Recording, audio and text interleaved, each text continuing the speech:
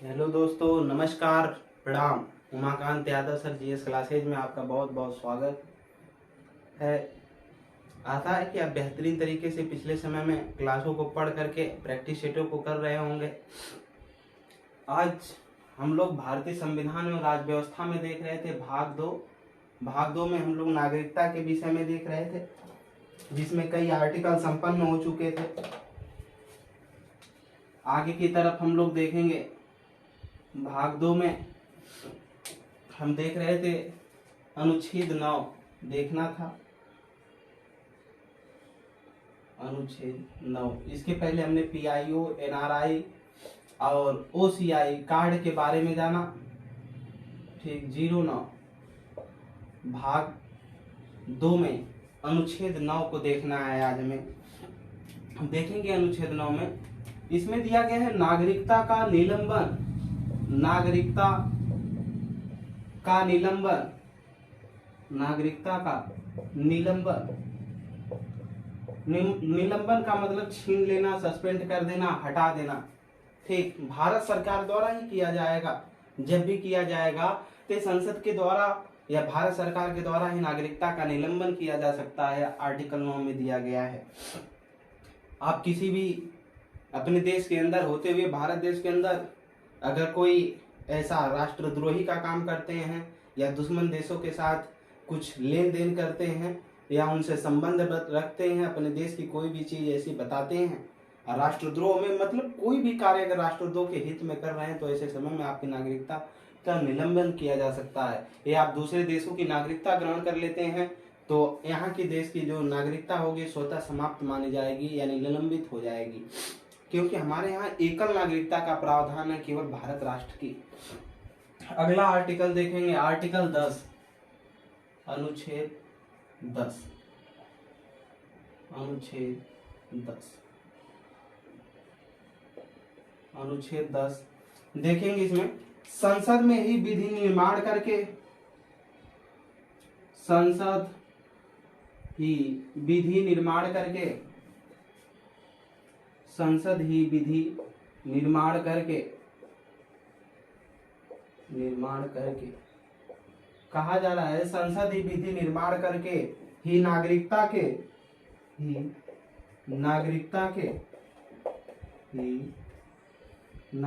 के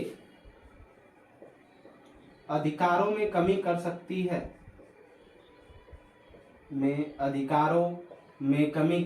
है, कर सकती है। कौन? केवल संसद ऐसा कर सकती है कि विधि का निर्माण करेगी और नागरिकता में कमी कर सकती है, ऐसा अनुच्छेद 10 कह रहा है। ठीक, और कहीं ये सारी चीजों को दिया नहीं गया। आगे आर्टिकल 11 देंगे, अनुच्छेद 11, इस भाग का लास्ट आर्टिकल है, भाग 2 का, अनुच्छेद 11। कोई भी डाउट होता है आप हमको कमेंट सेक्शन में नीचे बताएंगे, लिखेंगे। अनुच्छेद 11 में संसद को अधिकार है कि संसद को अधिकार है कि संसद को अधिकार है कि संसद को अधिकार है कि वह नागरिकता के कानूनों में नागरिकता के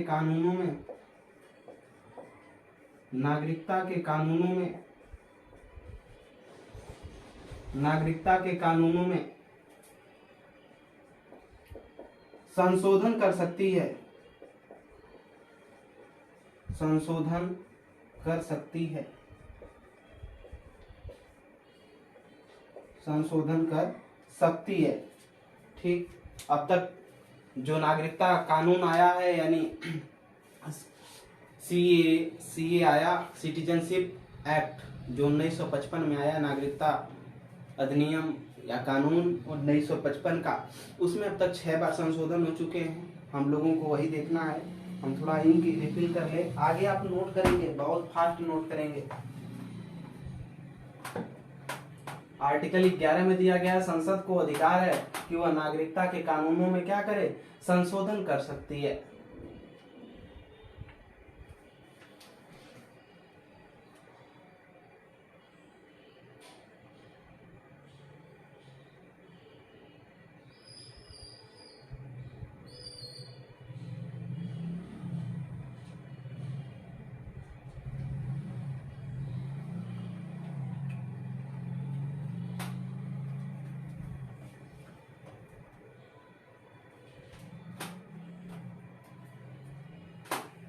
आगे की तरफ हम देखेंगे। इसमें कोई भी दिक्कत परेशानी होती है आप हमको कमेंट सेक्शन में जरूर बताएंगे, देखेंगे।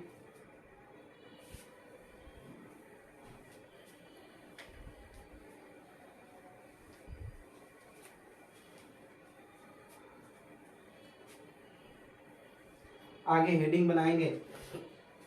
हेडिंग रहेगा नागरिकता अधिनियम, नागरिकता अधिनियम, नागरिकता अधिनियम 1955,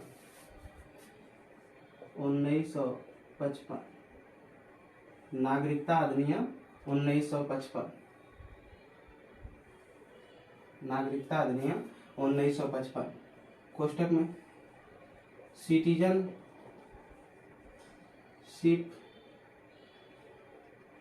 सिटीजनशिप, सिटीजनशिप एक्ट 1955। ठीक, देखेंगे। अब तक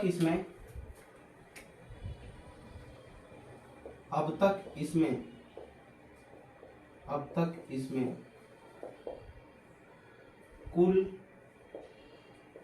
6 बार संशोधन हो चुका है, 6 बार संशोधन हो चुका है, ठीक। कब कब हुआ है नोट करेंगे। 1986, फिर इसके बाद 1992, फिर इसके बाद 2003, 2005, 2015 और लास्ट वाला 2019। ठीक, इसमें कुल कितनी बार? 6 बार संशोधन हुआ है। 1986, 1992, 2003, 2005, 2015, 2019। ठीक, आगे इसको मिटा करके आगे फिर देखेंगे। इसके तहत नागरिकता प्राप्त करने के, इसको याद रखेंगे। अभी आगे आएगा 6 बार जो संशोधन हुआ है, कब कब हुआ है, तो इसके विषय में हमको पढ़ना है कब कब हुआ है संशोधन। ठीक, आगे की तरफ हेडिंग बनाएंगे। इसके तहत नागरिकता प्राप्त करने के 5 तरीके हैं। इसके तहत नागरिकता प्राप्त करने के 5 तरीके हैं। क्या? इसके तहत नागरिकता प्राप्त करने के 5 तरीके हैं। इसके तहत नागरिकता प्राप्त करने के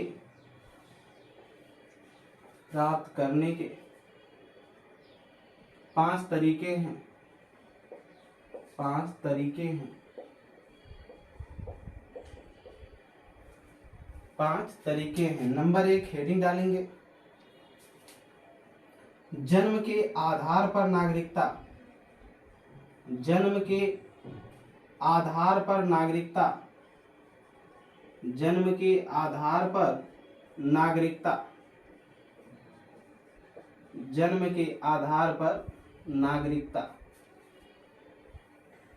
जन्म के आधार पर नागरिकता यानी पहली जो नागरिकता अधिनियम 1955 में जो आया है, इसके तहत अगर नागरिक बनना है तो पहला है जन्म के आधार पर नागरिकता। इसमें लिखेंगे वो व्यक्ति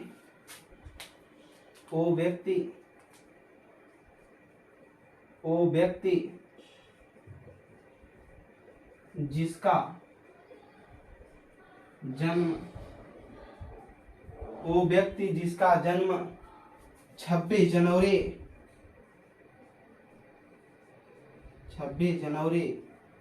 1950 या उसके बाद भारत में हुआ है, भारत में हुआ है, वो व्यक्ति भारत के नागरिक माने जाएंगे। भारत के नागरिक माने जाएंगे। नागरिक माने जाएंगे। माने जाएंगे। यानी जन्म के आधार पर नागरिकता, वो व्यक्ति जिसका जन्म कब 26 जनवरी 1950 को, कब 26 जनवरी 1950 को या उसके बाद, यानी जब से हमारा भारत गणतंत्र हुआ, जब से संविधान लागू हुआ है, उसके बाद से अगर भारत में किसी भी व्यक्ति का जन्म हुआ है तो क्या माना जाएगा, भारत का ही नागरिक माना जाएगा। समझ में आया। नीचे नोट करेंगे, नीचे नोट लिख करके नोट करेंगे, कैपिटल लेटर में लिखेंगे नोट और इसमें नोट करेंगे, लिखेंगे विदेशी, यह विदेशी राजदूतों पर, विदेशी राजदूतों पर लागू नहीं है, नहीं है। ठीक। दूसरा लिखेंगे न तो दुश्मन देशों के दंपत्ति को, नीचे और स्टार बनाकर लिख लेंगे, न तो दुश्मन देशों के दंपत्ति को, न तो दुश्मन देशों के दंपत्ति को, देशों के दंपत्ति को, न तो दुश्मन देशों के दंपत्ति को, ये दो लोगों को ये नागरिकता नहीं दिया जा सकता। एक तो जो दुश्मन देश के दंपत्ति का मतलब युगल जोड़ा पति पत्नी होंगे, यह विदेशी राजदूत जो नियुक्त किए जाते हैं अपने देश के दूसरे देशों में और दूसरे देश के अपने देशों में, उन दोनों लोगों को इस आधार पर नागरिकता नहीं दी जाएगी। ठीक। आगे की तरफ देखेंगे हम, इसमें संशोधन हुआ 1986 में। ठीक। क्या संशोधन हुआ उसी को देखना है, देखेंगे हम आगे इसमें जो संशोधन हुआ है उसी के बारे में देखेंगे, इसमें क्या संशोधन हुआ। हेडिंग डालेंगे 1986 नागरिकता संशोधन अधिनियम, संशोधन अधिनियम, नागरिकता संशोधन अधिनियम, नागरिकता संशोधन अधिनियम। ठीक। 1986 का नागरिकता संशोधन अधिनियम, इसी को हम शॉर्ट फॉर्म में बोलते हैं CAA, सिटीजनशिप हो जाएगा अमेंडमेंट संशोधन एक्ट अधिनियम 1986, CAA 1986। देखेंगे 1986 के नागरिकता अधिनियम में लिखेंगे वह व्यक्ति, क्या संशोधन हुआ, वह व्यक्ति जिसका जन्म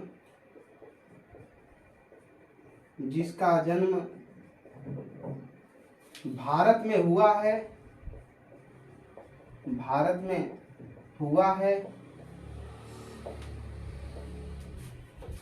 उसके माता पिता, वह व्यक्ति जिसका जन्म भारत में हुआ है, उसका माता पिता या उनमें से कोई एक, उसके माता पिता या उनमें से कोई एक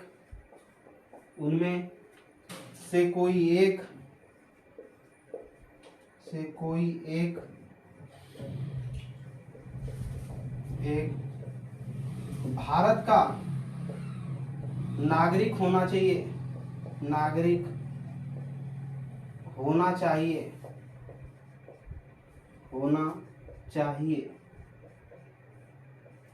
ठीक। अगर वह व्यक्ति, संशोधन क्या किया गया, कहा गया वह व्यक्ति जिसका जन्म भारत में हुआ है, उसके माता पिता या उनमें से कोई एक या तो पिता या तो माता भारत का क्या होना चाहिए, नागरिक होना चाहिए, तभी तो उसको नागरिकता दी जा सकती है। पहले नागरिकता लेने की समय 6 महीने थी। पहले नागरिकता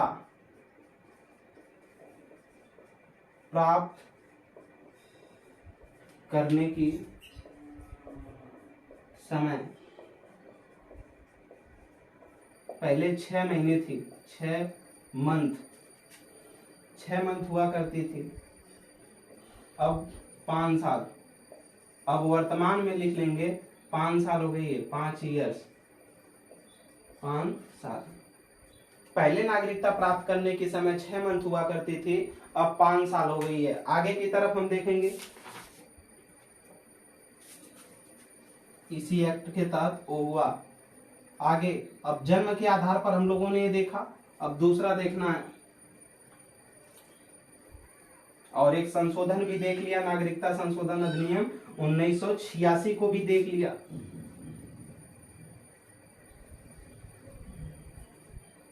देखेंगे दूसरा, जो दूसरा है वो है वंश परंपरा के आधार पर नागरिकता। दूसरी हेडिंग डालेंगे, वंश परंपरा के आधार पर नागरिकता, के आधार पर नागरिकता, पर नागरिकता। वंश परंपरा के आधार पर नागरिकता। ठीक, देखेंगे, लिखेंगे इसमें वंश परंपरा के आधार पर नागरिकता। व्यक्ति जिसका जन्म, व्यक्ति जिसका जन्म, व्यक्ति जिसका जन्म 26 जनवरी 1950, 26 जनवरी 1950, क्या 26 जनवरी 1950 या उसके बाद, या उसके बाद, या उसके बाद भारत राज्य क्षेत्र, भारत राज्य क्षेत्र के बाहर हुआ है, के बाहर हुआ है, भारत का नागरिक माना जाएगा, भारत का नागरिक माना जाएगा, भारत का नागरिक माना जाएगा, माना जाएगा, माना जाएगा यदि उसके माता पिता, उसके माता पिता, उसके माता पिता में से कोई एक, में से कोई एक भारत का नागरिक हो, एक भारत का नागरिक हो, नागरिक हो। नागरिकता अधिनियम 1955 में पहला हमने जन्म के आधार पर नागरिकता देखा, दूसरा देखा कि नागरिकता कैसे मिलती है, वंश या किसी भी परंपरा के आधार पर नागरिकता। तो वंश और परंपरा की नागरिकता के आधार पर क्या है, व्यक्ति जिसका जन्म 26 जनवरी 1950 या उसके बाद भारत राज्य क्षेत्र के बाहर हुआ है, थोड़ा यहाँ गलती हो गई है, बाहर हुआ है। कोई भी व्यक्ति है जिसका जन्म 26 जनवरी 1950 के बाद, 26 जनवरी 1950 के बाद या 26 जनवरी 1950 तक उसका जन्म भारत राज्य क्षेत्र के अगर बाहर हुआ है, वह व्यक्ति भारत का नागरिक माना जाएगा यदि उसके माता पिता में से कोई एक भारत का क्या हो, नागरिक हो। ठीक, मान लेते हैं उदाहरण में मोहन की पिता वासुदेव और माता देवकी हैं अगर, ठीक, तो अगर ये भारतीय रही हो, वासुदेव और देवकी अगर भारत है, भारत में पहले रहे हों 26 जनवरी 1950 तक या उसके बाद तक उनकी मृत्यु हो गई है और उसका लड़का मोहन अब अमेरिका में रहता है, अगर वो भारत की नागरिकता चाहता है तो उसको वंश के आधार पर उसके माता पिता रहे हैं उनको नागरिकता मिल सकती है। वही कह रहा है, वंश और परंपरा के आधार पर व्यक्ति जिसका जन्म 26 जनवरी 1950 या उसके बाद भारत राज्य क्षेत्र के यदि बाहर हुआ है लेकिन उसे भारत का नागरिक माना जाएगा। लेकिन एक बात है क्या, यदि उसके माता पिता में से कोई एक भारत का क्या नागरिक होना चाहिए, कोई भी, या तो पिता नागरिक हो या तो माता या तो दोनों भारतीय हो। ठीक, आगे की तरफ देखेंगे, इसमें संशोधन हुआ 1992 में। क्या संशोधन हुआ वही देखना है। इसमें भी संशोधन हुआ। दूसरा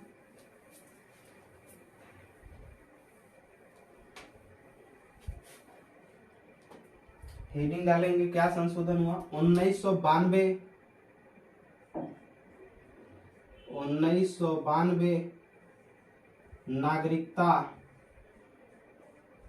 नागरिकता संशोधन अधिनियम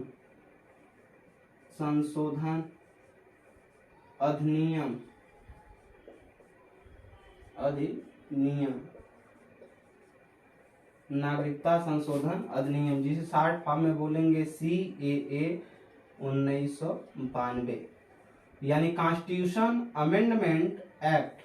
ठीक, नागरिकता संशोधन अधिनियम 1992। ठीक, CAA 1992 में देखेंगे इसमें क्या संशोधन हुआ, लिखेंगे माता की नागरिकता के आधार पर नागरिकता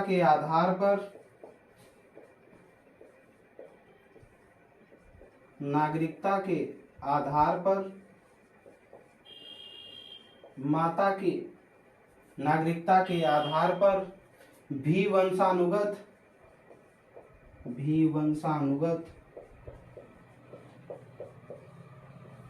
नागरिकता प्राप्त करने का प्रावधान किया गया। प्रावधान किया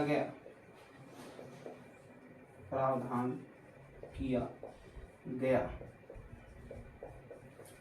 1992 का जो नागरिकता संशोधन अधिनियम आया, 1955 वाले में जो संशोधन किया गया नागरिकता अधिनियम में, उसमें कहा गया कि जो माता की जहाँ की नागरिक होगी, उसके आधार पर भी उसके वंश से उसके आने वाली पीढ़ियों को नागरिकता दी जाए। ठीक, इसको जोड़ा गया कि जो माता जहाँ की होगी, अगर माता इंडियन है और उसकी पैदा कोई भी संतान अगर दूसरे देश में है और उसके माता के मर जाने के बाद अगर वो फिर इंडियन बनना चाहता है, तो अपने माता की नागरिकता के आधार पर क्या कर सकता है, वंशानुगत बता करके नागरिकता प्राप्त करने का क्या है, प्रावधान कर दिया गया, यानी वो प्राप्त कर सकता है भारत की नागरिकता। ठीक, तो वही कहा गया है कि माता की नागरिकता के आधार पर भी वंशानुगत, यानी वंश के आधार पर, माता के वंश के आधार पर नागरिकता प्राप्त करने का क्या किया गया, प्रावधान किया गया। आगे देखेंगे नागरिकता अधिनियम में तीसरा, हमने पहला देखा जन्म के आधार पर, दूसरा देखा वंश और परंपरा के आधार पर, अब तीसरा देखेंगे किस आधार पर भारत में नागरिकता मिलती है। ठीक, 5 तरीके से हमने देखा ना, यहाँ पर लिखा गया इसके तहत 5 तरीके से नागरिकता प्राप्त की जा सकती है। तो हमने पहला जन्म के आधार पर देखा, दूसरा वंश या परंपरा के आधार पर, तीसरा लिखेंगे पंजीकरण के आधार पर। क्या, पंजीकरण के आधार पर, पंजीकरण के आधार पर, इसी को बोलते हैं रजिस्ट्रेशन। पंजीकरण के आधार पर, पंजीकरण के आधार पर, ठीक, पंजीकरण के आधार पर नागरिकता देखेंगे। इसमें पंजीकरण के आधार पर नागरिकता प्राप्त करने के निम्न शर्तें हैं। निम्न शर्तें हैं। कौन कौन शर्तें हैं, नोट करेंगे नीचे से। वह व्यक्ति, नंबर 1, वह व्यक्ति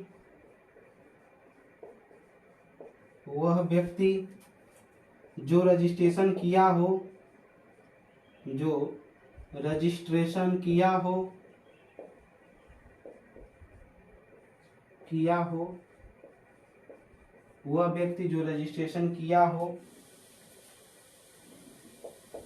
और कम से कम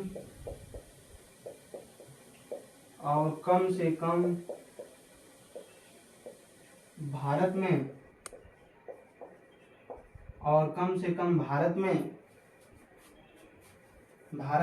5 साल से रह रहा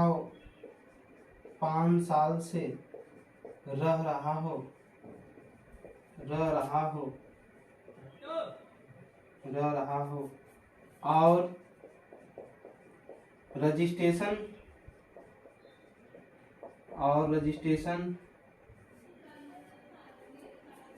करने से 12 महीने पहले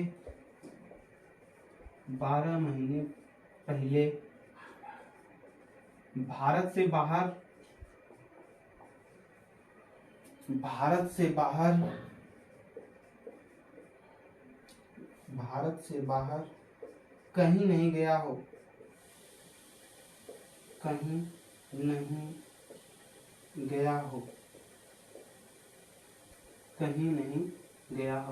ठीक। निम्न शर्तें हैं। वह व्यक्ति जो रजिस्ट्रेशन करा लिया किसके लिए, नागरिकता प्राप्त करने के लिए, और कम से कम भारत में कितने समय तक, 5 साल तक, कितने समय तक, 5 साल तक रहा हो, और यहाँ के बाद पैराग्राफ चेंज होता है, और रजिस्ट्रेशन करने से 12 महीने पहले तक, ठीक, 12 महीने पहले तक वो कहीं भारत से हिला डुला ना हो, मतलब भारत के अंदर ही रहा हो, ठीक, उसको नागरिकता पंजीकरण के आधार पर दिया जाएगा। दूसरा पॉइंट देखेंगे इसमें,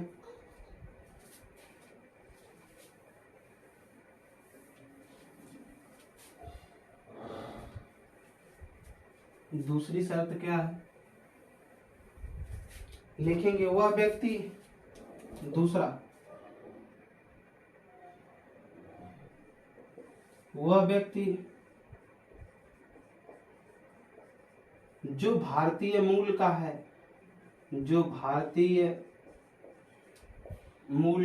भारतीय मूल क्या होता है, ठीक, PIO, हमने पहले इसको पिछली कक्षाओं में बता चुके हैं, बार बार नहीं बताया जाएगा। भारतीय मूल का मतलब वो व्यक्ति जिसके माता पिता, दादा दादी या नाना नानी भारत के नागरिक रहे हों पहले आजादी से, वो भारत का नागरिक माना जा सकता है। तीसरा देखेंगे इसमें, वो महिलाएं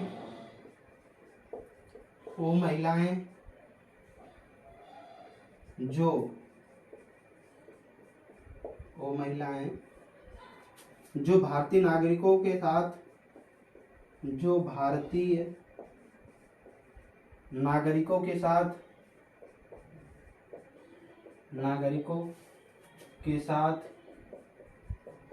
विवाह कर चुकी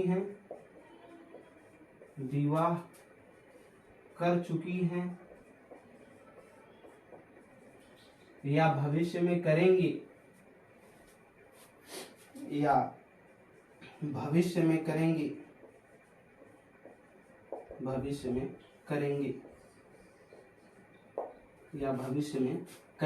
क्या माना जाएगा, वे महिलाएं जो भारतीय नागरिकों के साथ विवाह कर चुकी या भविष्य में करेंगे, उन्हें भी भारत की नागरिकता प्रदान की जाएगी। आगे की तरफ देखेंगे, अगली शर्त,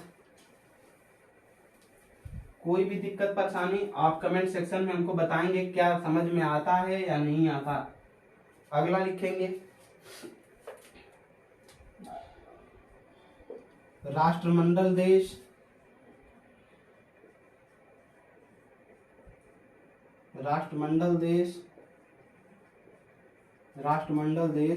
का वह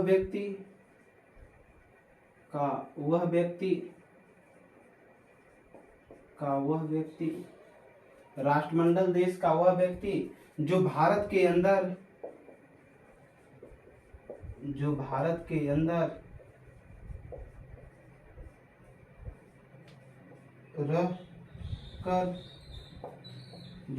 अंदर रहकर नौकरी करता हो,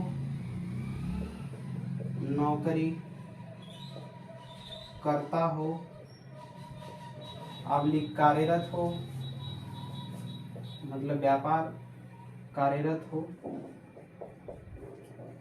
यानी राष्ट्रमंडल देश का मतलब वो जितने ब्रिटेन के गुलाम रहे कॉमनवेल्थ गेम्स में जो भाग लेते हैं, कॉमनवेल्थ गेम्स में तो जो ब्रिटेन के गुलाम रहे, राष्ट्रमंडल देश, ठीक, का वह व्यक्ति जो भारत के अंदर रह रहा हो, नौकरी कर रहा हो या कार्यरत हो, ठीक, उस व्यक्ति को पंजीकरण के आधार पर नागरिकता दी जा सकती है। अगला हम देखेंगे जो नागरिकता अधिनियम 1955 में आया, 3 तक हमने देखा और 5 तरीका हम लोगों को पढ़ना है, 5 तरीके से नागरिकता मिलती है। हमने 3 देख लिया, चौथा देखेंगे हम लोग, नोट करेंगे देशीकरण से नागरिकता। चौथा पॉइंट, देशीकरण से नागरिकता, हेडिंग रहेगी देशीकरण से नागरिकता, से नागरिकता, देशीकरण से नागरिकता।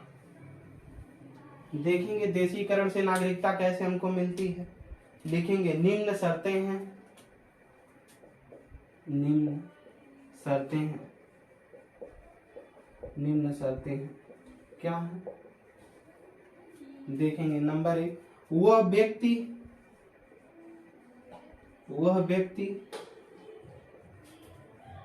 जो राष्ट्रमंडल देश का है, राष्ट्रमंडल देश का है, लगभग 88 देश हैं, देश का है, राष्ट्रमंडल देश के सदस्य लगभग 88 हैं, ठीक, राष्ट्रमंडल देश का है, ठीक, और कम से कम, इसमें संशोधन किया गया 1986 में, और कम से कम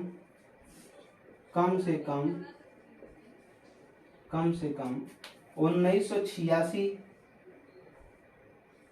के CAA मतलब कॉन्स्टिट्यूशन अमेंडमेंट एक्ट, यानी नागरिकता संशोधन अधिनियम, कोष्टक में लिख दे रहे हैं हम, नागरिकता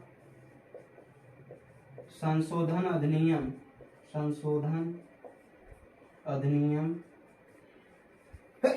1986, इसके तहत कम से कम 10 वर्ष तक भारत में निवास करना अनिवार्य है, निवास करना अनिवार्य है, अनिवार्य है। 10 वर्ष तक भारत में जो नागरिकता संशोधन अधिनियम 1986 आया, उसमें बताया गया कि 10 वर्ष तक कम से कम भारत में निवास करना क्या होगा, अनिवार्य माना जाएगा, रहना होगा। आगे की तरफ देखेंगे, दूसरा पॉइंट इसमें देखेंगे,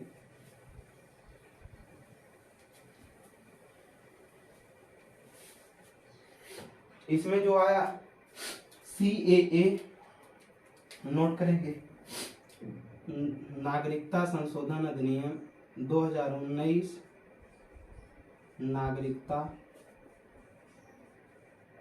संशोधन अधिनियम,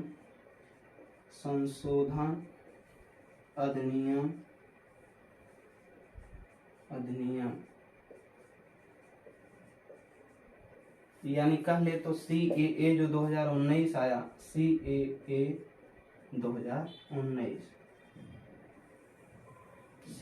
2019 जो आया था, देखेंगे क्या कहता है। 7 जनवरी 2019 को मंजूरी प्रदान की गई, 7 जनवरी 2019 को मंजूरी प्रदान की गई, मंजूरी प्रदान की गई,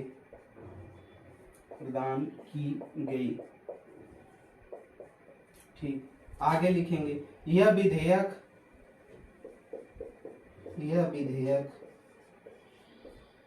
क्या होता है, बिल क्या होता है, संविधान के पहले क्लास में ही हमने पहले दिन बताया था। यह विधेयक सबसे पहले 2016 में पेश किया गया था,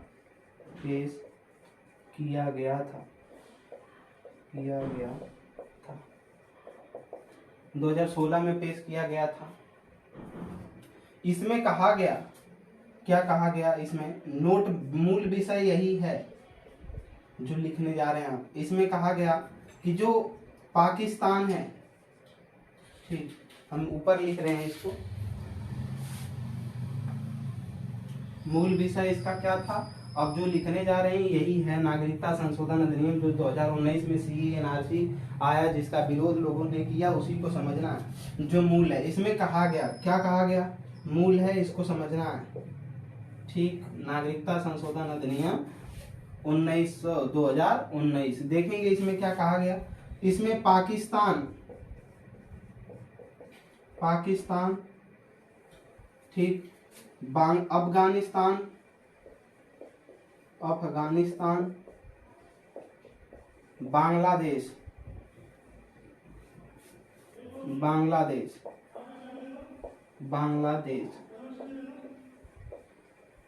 ठीक, इन 3 देशों में कहा गया, पाकिस्तान से, अफगानिस्तान से और बांग्लादेश से, तीनों मुस्लिम बहुल राष्ट्र हैं, यानी यहाँ पर मुसलमानों की संख्या अधिक है। तो कहा गया कि इन तीनों देशों में, ठीक, क्या तीनों देशों में जो गैर मुसलमान है, जो गैर मुसलमान है, ठीक, यानी जिन्हें अल्पसंख्यक हैं, जो इन देशों में अल्पसंख्यक हैं, अल्पसंख्यक का मतलब जिसकी संख्या क्या है, कम है। तो जब तीनों मुस्लिम बहुल राष्ट्र हैं, तीनों में मुस्लिम ज्यादा हैं, तो जाहिर सी बात है कि अन्य जो धर्मों के लोग होंगे उनकी संख्या क्या होगी, कम होगी। तो इसमें जो कहा गया कि अल्पसंख्यक हैं, गैर मुसलमान, ठीक, उनको नागरिकता दी जाएगी। ठीक, कहाँ की, भारत की नागरिकता दी जाएगी, उनको भारत लाया जाएगा। तो भारत वालों ने इसीलिए इसका विरोध किया कि एक तो भारत में खुद जनसंख्या अधिक है और दूसरे देशों से और ले आ रहे हैं, तो बेरोजगारी बढ़ेगी, महंगाई बढ़ जाएगी, हर चीज। ठीक, इस आधार पर लेकर के इसको विरोध हुआ। तो कहा गया इस अधिनियम के तहत जो भी व्यक्ति भारत में आए हैं भाग करके या आएंगे, अगर वो 2019 के पहले तक, 5 साल पहले का अगर सर्टिफिकेट दिखाते हैं भारत में, या 5 साल तक अगर रहेंगे, तो उनको भारत की नागरिकता दे दी जाएगी। ठीक, इस संशोधन के, यानी 2014 की इधर से जितने लोग रहेंगे भारत में आए हुए, भाग करके शरणार्थी आए हैं, वो भारत के नागरिक मान लिए जाएंगे इस अधिनियम के तहत। लिखिएगा आगे इसमें। अब यह प्रावधान किया गया कि अल्पसंख्यक में कौन कौन आते हैं, लिखेंगे। अब यह प्रावधान किया गया कि, अब यह प्रावधान है कि बिना, लिखिए जल्दी। अब यह प्रावधान किया गया कि बिना किसी प्रमाण के,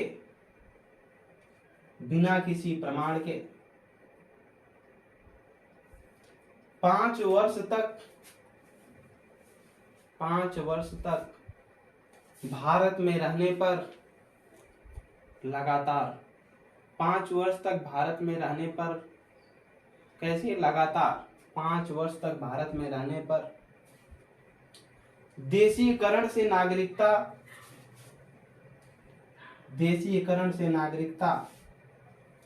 प्रदान की जाएगी। पहले 11 से 12 साल तक बिताना पड़ता था, तब नागरिकता प्राप्त होती थी, यानी रजिस्ट्रेशन कराइए, 12 साल तक रहिए तब। लेकिन अब इसको 5 साल तक कर दिया गया। नोट करेंगे, अल्पसंख्यक कौन है जिनको कहा गया दिया जाएगा, अल्पसंख्यक कहाँ के अल्पसंख्यक, तो यहाँ नोट करेंगे बांग्लादेश,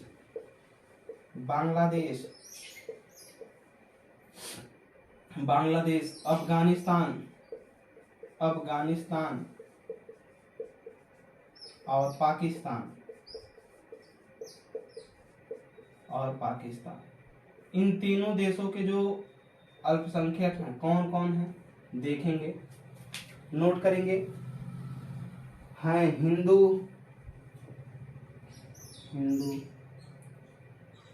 सिख, बौद्ध,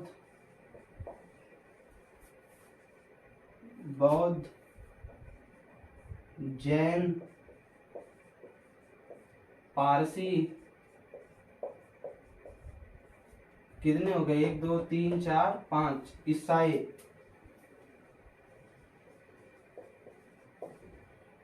ठीक, ये 6 लोगों को नागरिकता प्रदान की जाएगी।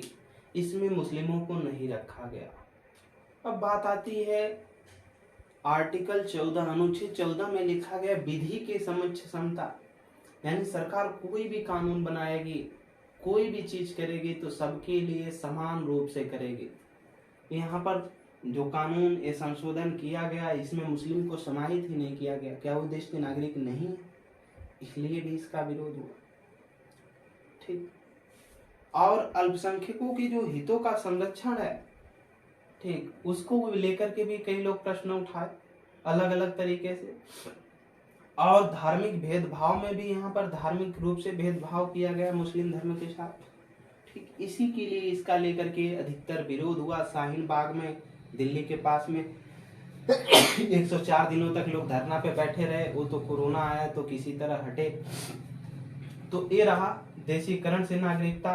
लास्ट पॉइंट हम लोग देखेंगे क्या है, यानी नागरिकता अधिनियम 1955 में 5वां पॉइंट क्या है। लास्ट 5 तरीके पढ़ने थे, लिखा गया है इसके तहत नागरिकता प्राप्त करने के 5 तरीके। 4 हम लोगों ने देखा था,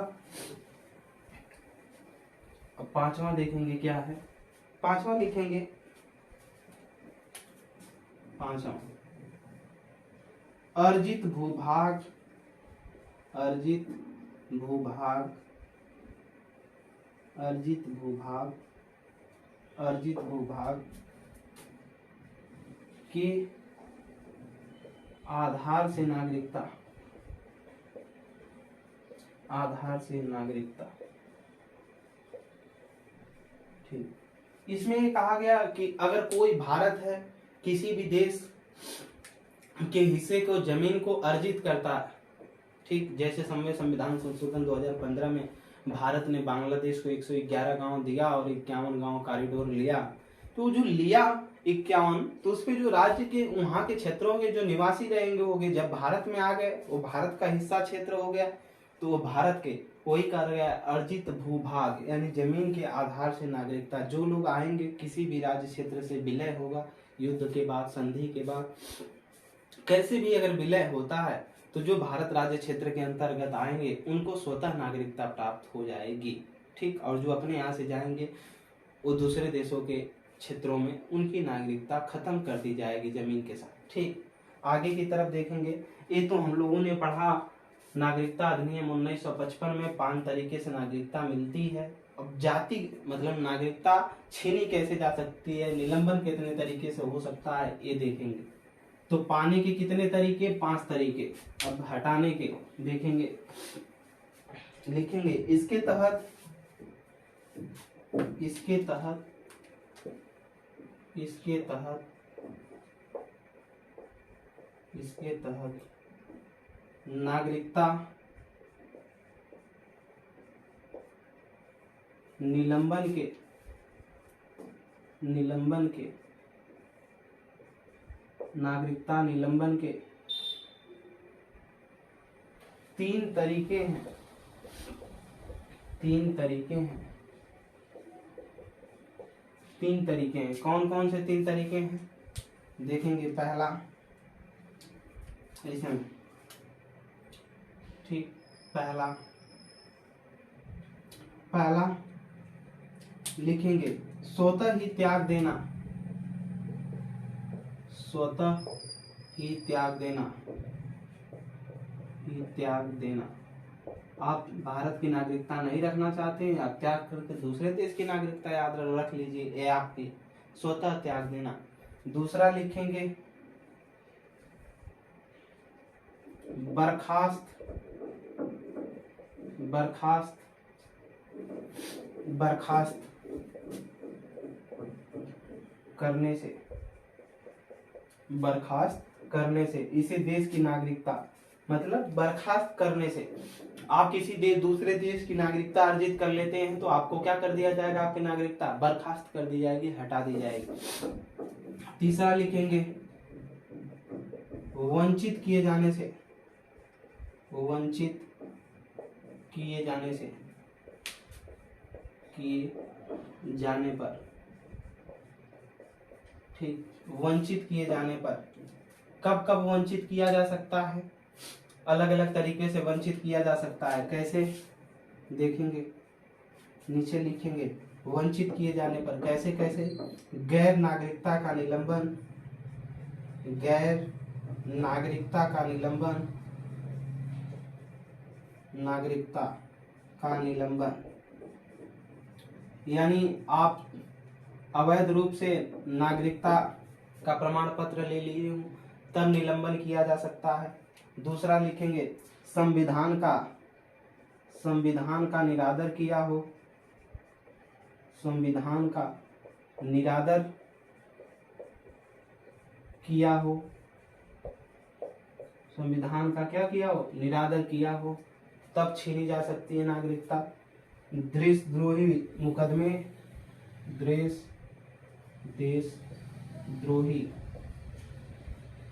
देशद्रोही घोषित होने पर आगे, देशद्रोही घोषित होने पर आगे लिखेंगे 5 वर्ष के भीतर, 5 वर्ष के भीतर 2 वर्ष का कारावास